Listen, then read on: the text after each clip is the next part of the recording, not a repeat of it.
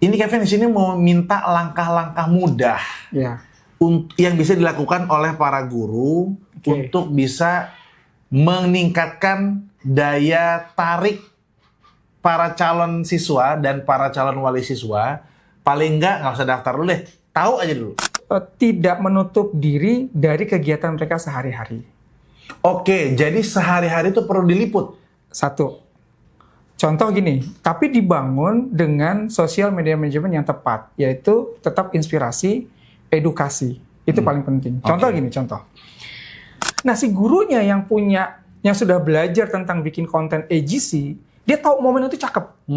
Diambil handphone sama dia langsung ngambil gambar. Bikin konten bagus, betul. Ya. Tapi yang paling penting adalah konten yang membangun inspirasi dari dalamnya seperti apa. Real life. Iya, real life. Itu bisa dijual. Real situation. Jauh-jauh datang ke kantor Sekolah Digital Bisnis Indonesia, tapi Masya Allah. nggak disediain minum. Karena bulan puasa. Benar, Coach Yoso sehat ya? Alhamdulillah. Coach Yoso dingin banget loh. Oh iya, saya dingin banget loh. Ketahuan berarti puasanya beneran. Masya Allah. Karena kalau hangat takutnya bukan darah, kuah bakso guys. Kuah bakso. Dapet. Langsung. Coach Yoso, ini Yes. jadi saya datang ke sini membawa masalah biasa. Berharap Coach Yoso bisa memberikan solusi, bukan kasih ya. Bukan, tapi beri solusi. Memberi. Memberikan solusi. Kita mesti bikin nih. Kalau di sana kan kasih solusi. Betul. Tadi kita bikin beri solusi. Kasih solusi sudah terlalu rezim soalnya. Nah, jadi guys, ini kan masalahnya ini Sekolah Digital Bisnis Indonesia. Baik. .com. Nah, sekarang kantor udah baru-baru karena. Allahumma barik. Insya Allah Coach Yoso ya. Tips punya duit banyak ya? Enggak ada. Bikin konten kayak Bang Kevin. Iya, dilempar lagi kita. Coach Yoso, jadi sekolah-sekolah ini ya. kendalanya adalah mereka pertama nggak punya manpower content creator khusus di sekolahan. Nggak kayak perusahaan lain yang punya divisi content creator. Sekolah isinya kalau nggak guru, kepala sekolah. Sama staff TU. Yes. Beberapa kali Kevin diminta oleh beberapa sekolah untuk ngajarin tentang ngebangun brand sekolah dan personal brand para guru-guru. Intinya ngajarin konten lah. Ya. Gitu. Cuman kan namanya diajarin sekali pasti nggak cukup ya Coach ya. Setuju. Ini Kevin di sini mau minta langkah-langkah mudah Ya. yang bisa dilakukan oleh para guru untuk bisa meningkatkan daya tarik para calon siswa dan para calon wali siswa. Paling nggak usah daftar dulu deh, tahu aja dulu. Ya. Kenal dulu, tertarik, baru daftar. Ya. Gimana Coach Yoso? Langkah awalnya gimana kalau Coach Yoso sendiri? Quick win lah ya kita bilang ya. Quick win, bisa ada langsung ada quick win rumusnya. ya. Quick win ya. Jadi biasanya kita ada dua model yang kita kerjakan. Yang pertama konten yang dulu kita kenal sebagai customer generate content atau user generate content. UGC. Ya kan, UGC. Sekarang sudah berubah khusus untuk sekolah. Ternyata lebih efektif kalau kita bangun AGC, Employee Generate Content. Sebentar, UGC dulu nih, mungkin pemirsa yang awam belum tahu bahasa UGC ini nih guys. Jadi kalau UGC itu kan lebih banyak konten-konten yang kita buat diarahkan ke calon customer. Contoh misalnya, kita bikin konten tentang function yang bisa dilakukan atau bisa didapatkan oleh para customer kita.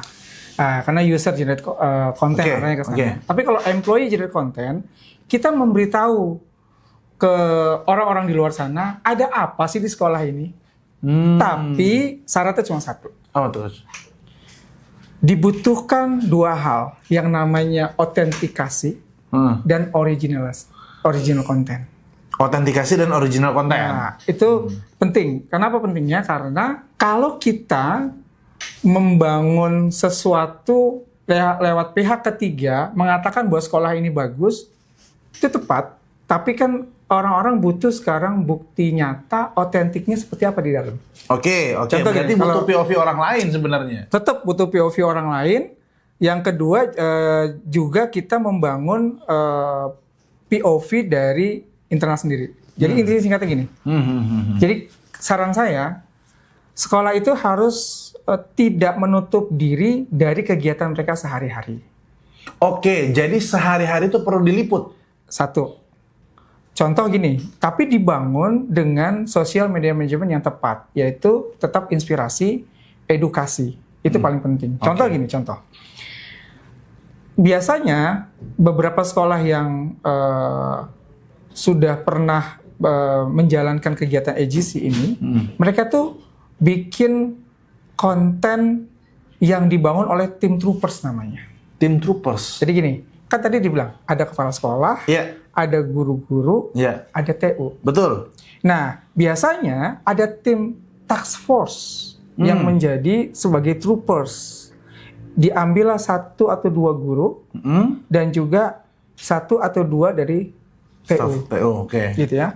Nah, mereka inilah yang nanti punya konsentrasi cara ngambil gambar yang tepat, kemudian bikin tema yang pas, kemudian dia tahu momen mana. Karena kadang-kadang gini, contoh menarik gini, kemarin kita ada satu sekolah yang nggak perlu kita sebutkan namanya, yang kita tangani, dia dari SD, SMP, SMA. Nah, pada saat kelas 2 SD, itu ada satu anak yang pas makan siang, mereka bawa makan siang ya. Nggak dapat MBG. Karena sekolahnya nolak MBG ya.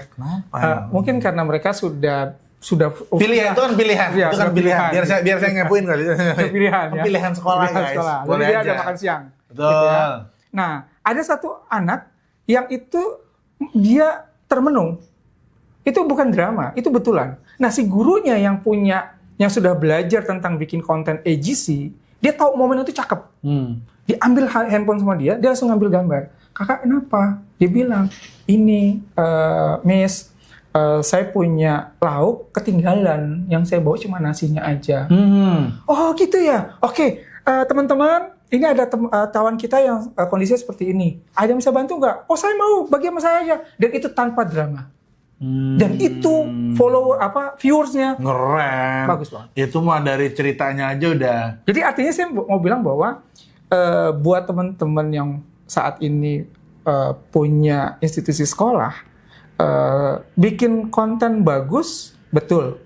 Tapi yang paling penting adalah konten yang membangun inspirasi dari dalamnya seperti apa. Real life. Iya, real life. Dan itu bisa dijual. Real situation. Jadi mungkin kalau UGC lebih kepada sekolah kami punya ini loh, punya itu loh, punya ini loh, punya itu loh. Function kita ini loh buat Anda. Gitu. Betul. EGC atau Employee Generate Content tadi momen-momen di mana misalnya kalau ada pondok pesantren waktu itu ada sama kayak tadi termenung coach, tapi dia lagi kangen sama orang tuanya.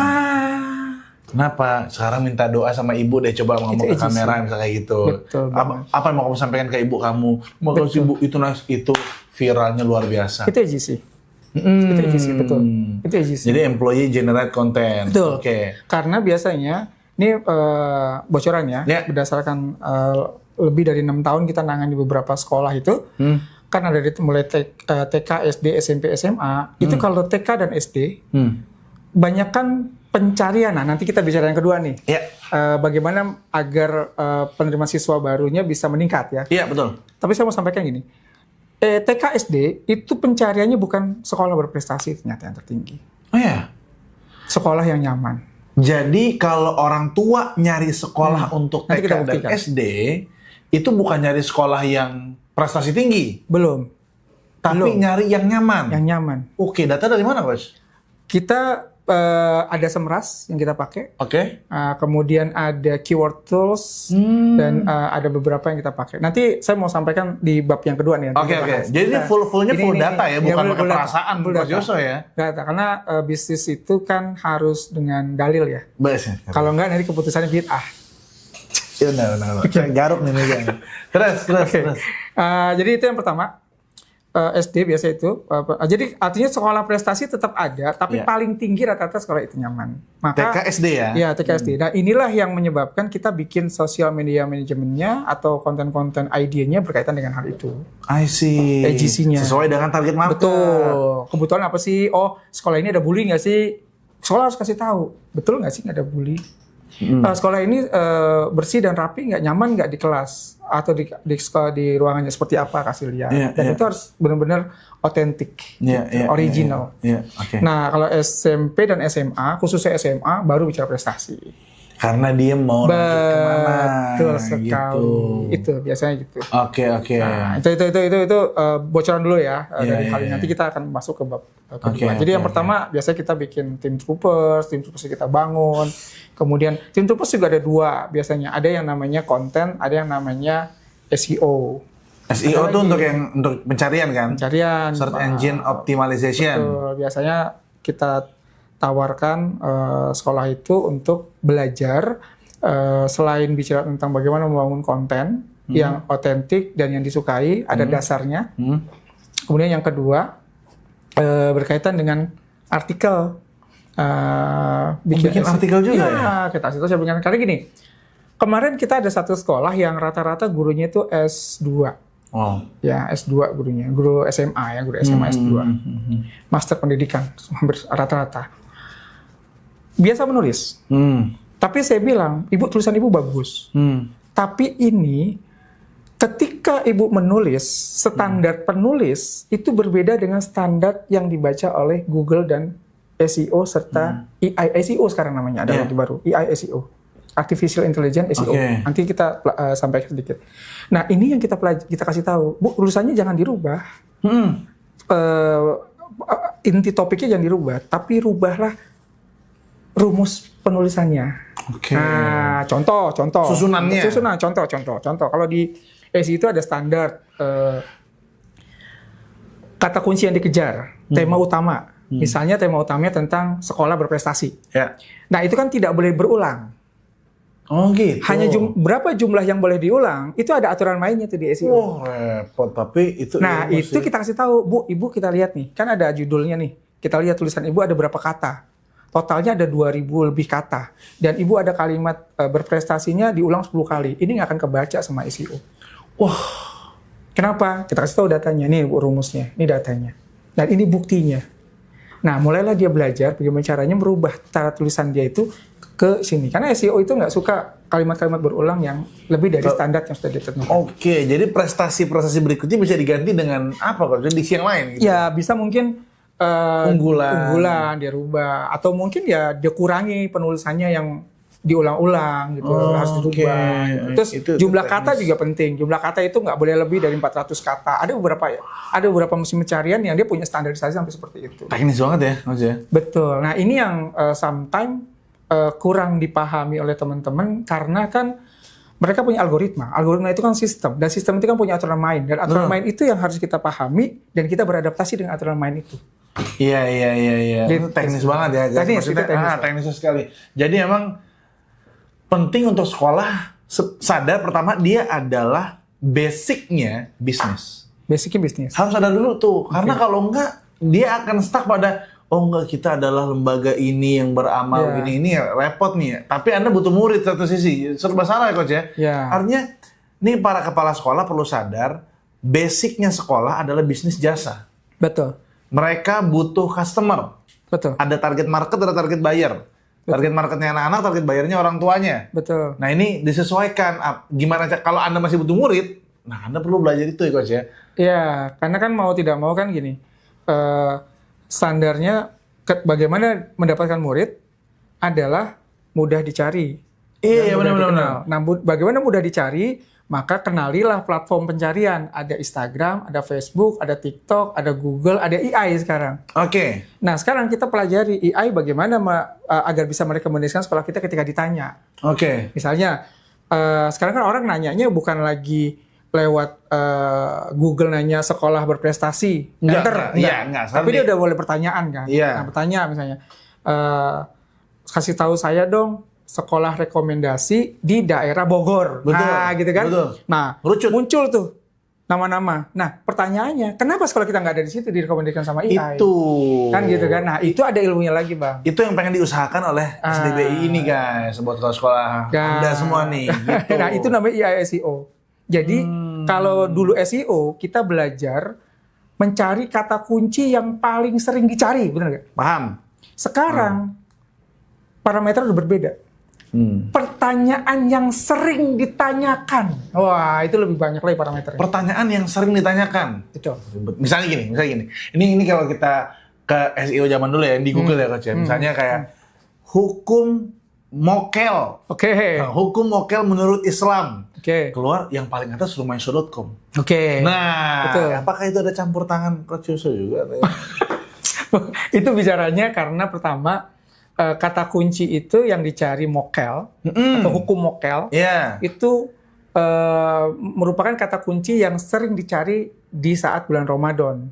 Dan kata kunci hukum mokel di dalam artikel Rumasyo itu mengandung SEO parameter yang tepat. Jumlahnya, karena dia akan lihat. Jadi artikel tentang hal yang sama banyak, tapi yang muncul ke atas mesti dicari itu betul. Dia SEO-nya kan. Betul. Kenapa kok dia bisa muncul? Karena tadi yang satu mungkin 10 kali bikinnya berulang, dianggap oleh SEO bagus sih hukum mokel, tapi tidak standarnya SEO. Nah kalau yang ini mungkin ngikuti standar SEO. Jadi dia harus milih kan, algoritma harus milih kan. Gitu. Tapi kalau orang nyari misalnya ada brand. Misalnya kayak brand apa sih belum puasa sirup Marjan misalnya. Iya. Berikan saya 10 nama 10 influencer Muslim misalnya gitu. Iya. Adakah nama Kevin di situ? Itu kan betul. Iya nggak sih? Betul. Coba ntar cari ya gue diguminnya. itu harus dibangun itu. Iya. Nah jadi sekarang kalau di contoh gini misalnya kita sekolah misalnya. Iya. Siapa contohnya sekolah? Sekolah Al-Fursan, sekolah anak-anak, Al-Fursan. Nah, supaya Al-Fursan ini bisa kedapat sebagai rekomendasi di SEO, standar sederhananya parameternya gini. Kita harus tahu ketika ada orang nyari Al-Fursan, pesantren ya. Enggak, sekolah SD. Oh, sekolah SD Al-Fursan ini, maka dia biasanya cara berpikirnya AI itu dia akan punya tree diagram. Pertama, harga. Yang kedua, pemilik. Yang ketiga, manhaj. Yang keempat, tuh gitu. Dari harga muncul lagi. Kita bikin dapat tree diagram lagi. Dari manhaj, dari harga muncul. Dibandingkan dengan sekolah ini. Di antara sekolah di Jakarta Timur. Kalau Jakarta Timur misalnya. Kemudian, apakah dia di atas itu? Ada lagi pertanyaan. Terus kalau misalnya manhaj, muncul lagi. Manhaj A, manhaj B, manhaj C. Terus yang ketiga lagi pemilik, sebutin. Terus apa lagi biaya atau muncul lagi. Jadi cara berpikirnya AI SEO itu adalah holistic. Dia pakai holistik dengan 3D diagram. Nah, itu yang rumit. Tapi bisa dipelajari. Dan sekarang juga banyak aplikasinya. Kan database-nya ada. Jadi kalau SEO itu dia mencatat apa yang kita ketik di Google Sheet atau di Instagram pencarian, dia punya database pencariannya, kata kuncinya, begitu dengan AI. Dia punya database pertanyaan-pertanyaan. I see.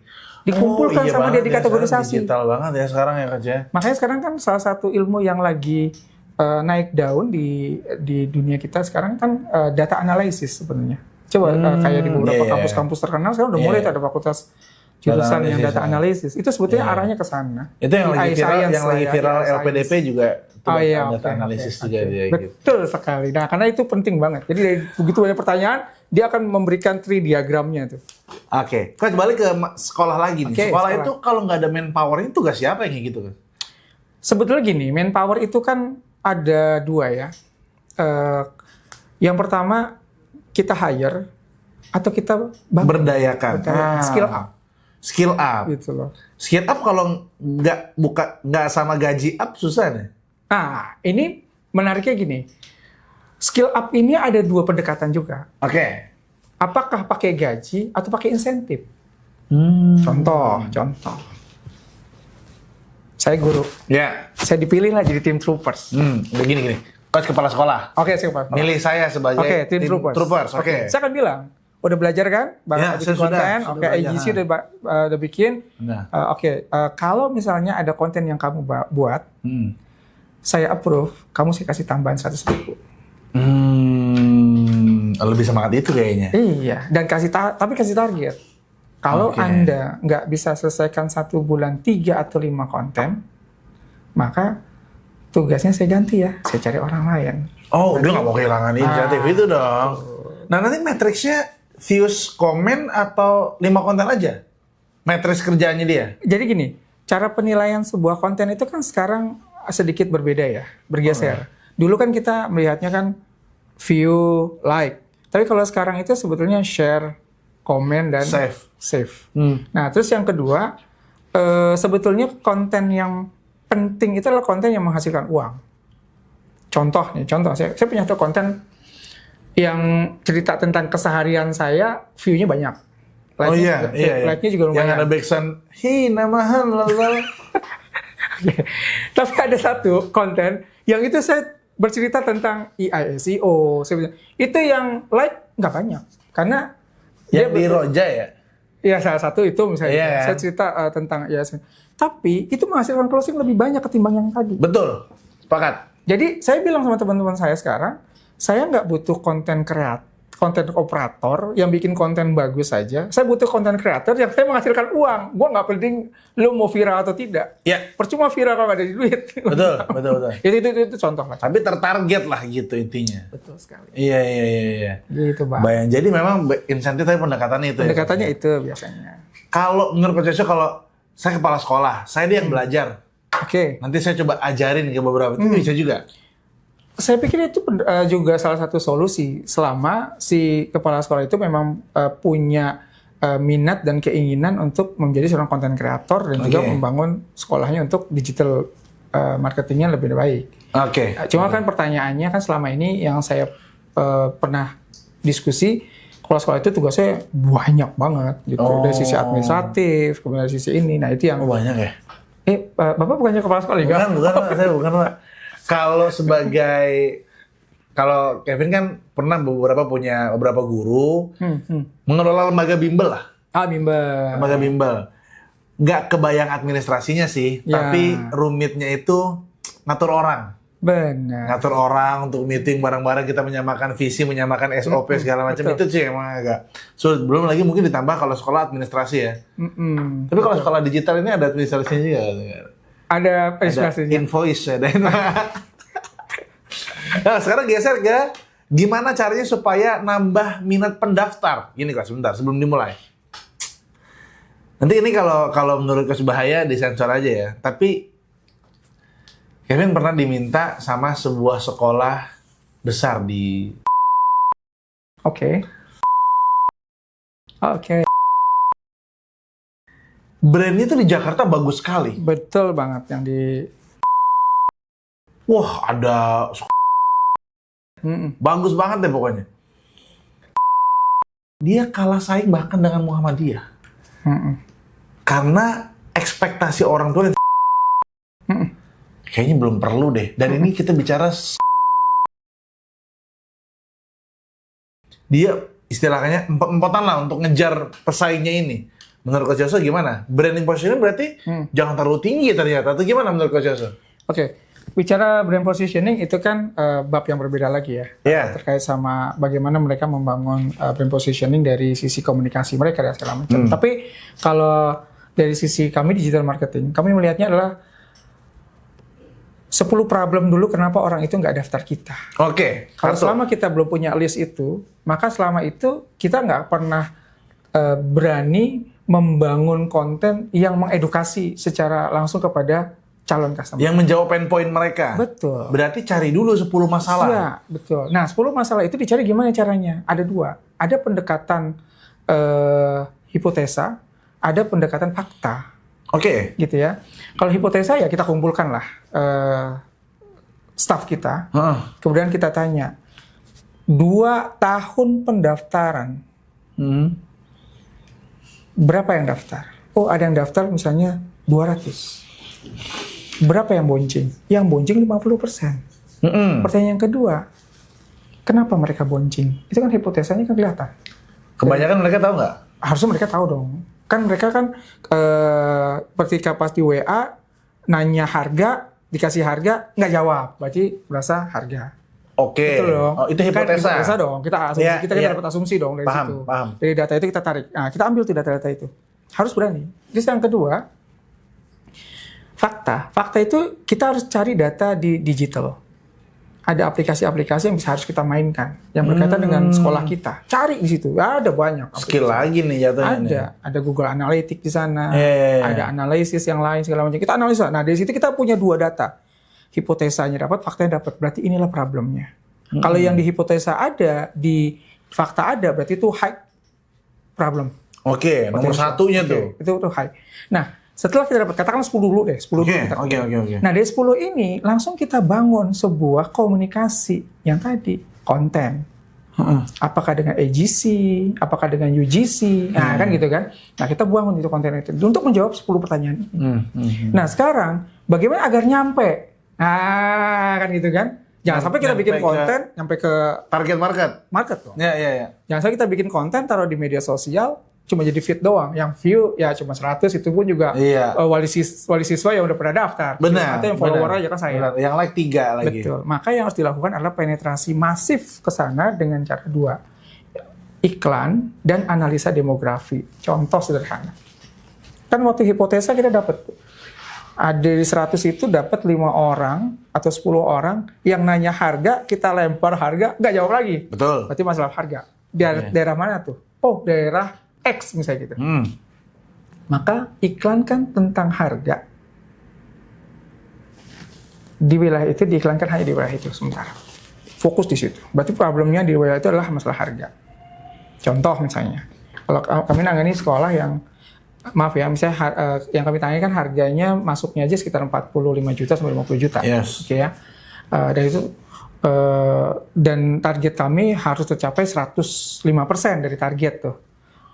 Dia nggak minta target 100%, di 105% mereka minta targetnya. 105? Lebih dong berarti. Ya lebih, jadi dia mau gitu. Jadi target pendaftaran adalah 1.000 orang ya Mas. Maka yang harus, yang siswa 1.005 ya, maka yang daftar itu harus 1.000 lebih.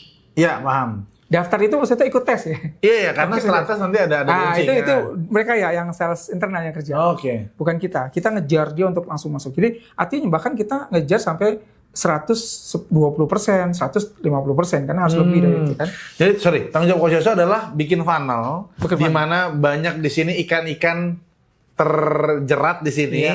Nah, untuk masuk ke bawah lagi itu urusan mereka. Iya, karena ada marketing online, ada sales internal. Karena kan kita bukan bagian dari sales internal. Contoh ketika mereka sudah masuk, sudah daftar, sudah ikut tes.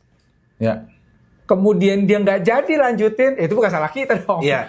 Tugas Coach Yoso sudah sampai di situ. Kan kita nggak ada, kembali lagi ke tadi. Jadi demografinya itu kita kejar ke sana. Gitu. Jadi khusus di demografi itu kita sampaikan bahwa harga itu adalah dibandingkan dengan yang lain kita jauh lebih oke karena kalau bahasa sederhana gini bahasanya, bukan purchase cost tapi ownership cost. Jadi bukan bayarnya mahal di depan sebetulnya, tapi kalau dibandingkan dengan selama 1 tahun atau 3 tahun itu jauh jadi lebih murah gitu. Karena banyak fasilitas tambahan lain yang tidak dimiliki oleh orang lain yang harga lebih murah. Misalnya gitu. Itu diinformasikan dalam bentuk konten berarti? Iya, dalam bentuk konten tapi dengan bahasa yang sederhana. Gitu loh. Contoh misalnya, kita punya sekolah SD, harganya masuknya 25 juta. Ya. Gitu kan. Di samping-samping kita harganya cuma 10 juta, 15 juta. Iya. Ya, kita bisa sampaikan bahwa buat Bapak Ibu yang saat ini sedang mencari sekolah, maka investasi uang itu tidak sebanding dengan investasi prestasi anak, misalnya gitu. Atau kita pernah bikin satu konten gini, Bang Kevin, kalau saya tanya, ada mobil BYD baru, Grace, harganya 400 juta, dapat diskon 50% jadi 200 juta, murah nggak? Murah dong. Sekarang saya tanya, kalau masuk sekolah 20 juta, murah apa mahal? Mahal. Nah, itu problem. Bapak Ibu, mobil itu turun terus investasinya. Oh, ngeri. Respect. Benar. Contoh kayak gitu lah. Betul. Gitu lah. Itu contoh pembanding biar orang mikir gitu. Iya. Sederhana gitu. Kita pernah bikin konten seperti itu. Dan itu cukup. Gitu. Konten itu dikemas berarti untuk platform apa? Instagram, TikTok berarti kan? Ya, Instagram, TikTok, kemudian Facebook juga. Berarti kayak ada 2 orang lagi dialog itu. Ya. Oke. Karena kalau Kevin pribadi sih memang ngajarin nggak sampai seteknis Coach Yoso ya. Itu kan ranahnya SDBI. Ya. Saya di bagian content creation-nya aja. Nah, tapi menarik itu Coach, benar. Berarti benar kalau konten juga nggak akan bekerja kalau nggak sesuai dengan apa yang mereka inginkan kan, target marketnya apa nih gitu. Betul. Iya. Nah, kalau masuk ke yang lebih mudah lagi Coach. Yang paling bisa dilakukan untuk memfollow up supaya nggak bouncing. Oke. kemudian saya udah daftar nih atau udah nanya-nanya di pameran kah atau dapat iklan di Instagram, udah dapat nih database 1, 2, 3, 4, 10 orang. Biar buat di follow up gimana kalau cara Coach Yusuf follow up-nya? Jadi gini, biasanya kita ada standarisasi diskusi tentang customer relation management. Relation management. Ya, jadi beberapa klien kita juga sama ya, ketika kita target kita udah tercapai, kan 3 target dia nih. Betul. Nah, dia kan diskusi sama kita. Biasanya kita sampaikan gini, ketika udah customer relation management, maka orang-orang yang di customer relation management itu harus di brainwash dulu visinya, bahwa satu data wajib closing. Itu dulu. Karena kalau tidak, mereka akan meremehkan data. Satu. Nah, caranya adalah kita kasih SOP standar. Yang pertama, ada greeting. Oke. Kemudian setelah itu ada follow up pertama. Kalau dia masih nggak jawab juga, ada follow up kedua. Kalau nggak jawab juga, nah baru kita kasih upselling.